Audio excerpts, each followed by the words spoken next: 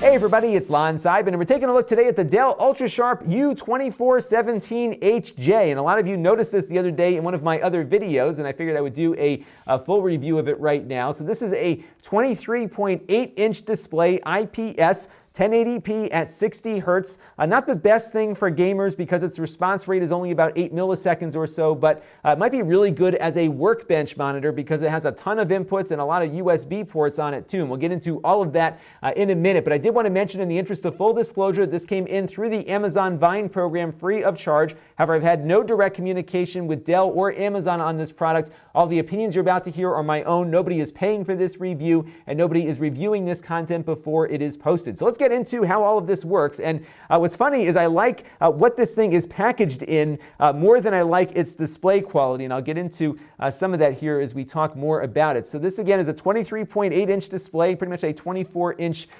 class display. And what's funny, when you get 1080p on a display this large, you start to notice the pixels a little bit, mainly because I'm getting so used to these Retina displays. I've got that 5K iMac that I edit video on, so I'm a little spoiled right now on my displays. But you will notice some pixels on here, not all that bad. One thing that was very noticeable was its lack of reflectivity. So if I turn the monitor off here for a second, I'm going to point it at my studio lights here. You can see, even though it's reflecting that light back, it really isn't giving you a mirror of it. It's very nice to look at, especially when you're in environments that are typically filled with a lot of light. This will not reflect back on you at all. The one cost of that, though, is that there is a film on the display to give it that matte finish, and it does cloud the image up a little bit for me. It's not terribly noticeable, but you get that feeling that you really should be peeling off another layer of screen protector when you first take it out of the box, but it doesn't come off. So it's got that kind of look to it. I've seen this on a couple of other matte displays in this price range. I believe this costs about $320 right now on Amazon. So if you have some sensitivity to those films that they put over these displays, you'll probably see it on here. Viewing angles aren't too bad. This is an IPS panel, but I've seen IPS panels with better viewing angles to them. And I think what's happening here is that that film that they put on for the matte finish is impacting it a little bit there. So you will not get the kind of viewing angles that you get on other devices. But I like the packaging because it's got this nice pedestal here that gives you a lot of range of motion that doesn't require you to have to move the entire thing all over the place.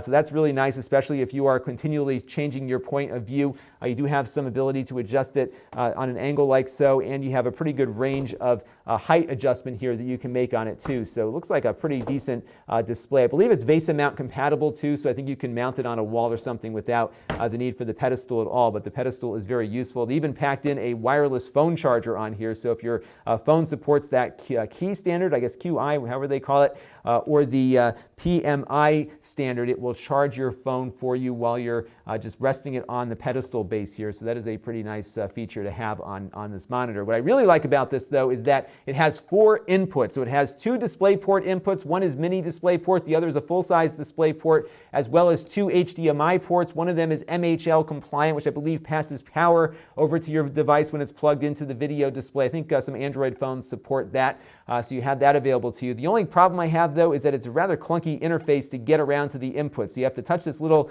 touch display here, pull up the screen. It doesn't always respond to you. You got to hit this thing and then kind of scroll through your list of options. It doesn't automatically detect the active device that's plugged in, so you do have to kind of navigate through this menu a little bit.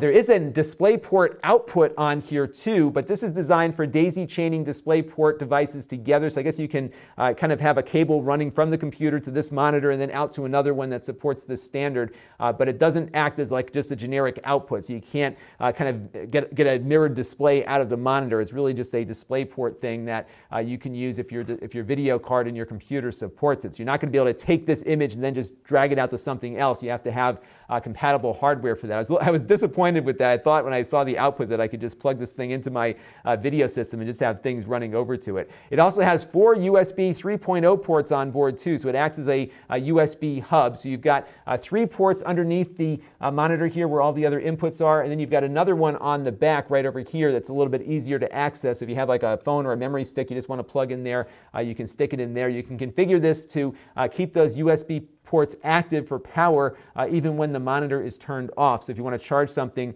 while you have things plugged in, you can do that. The color doesn't look too bad on it. It's 96% of sRGB according to the specifications. I'll link to the Amazon page so you can check that out. Again, not too bad on the color. It doesn't look as sharp to me as some of the other monitors I've seen in this price point and category. I looked at an HP monitor a couple of years ago that had a little bit better viewing angles and felt a little bit sharper to me than this one feels. But I think a lot of it has to do with that film they have over here to give you that matte finish on it. 1000:1 contrast ratio, and again 60 hertz.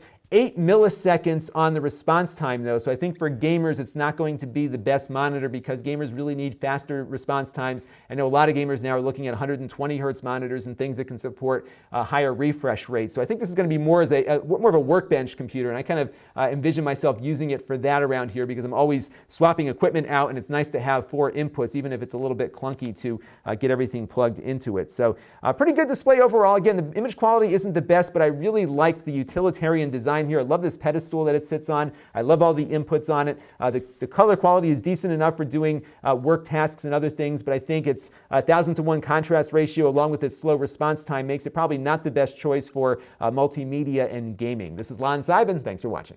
This channel is brought to you by my Patreon supporters.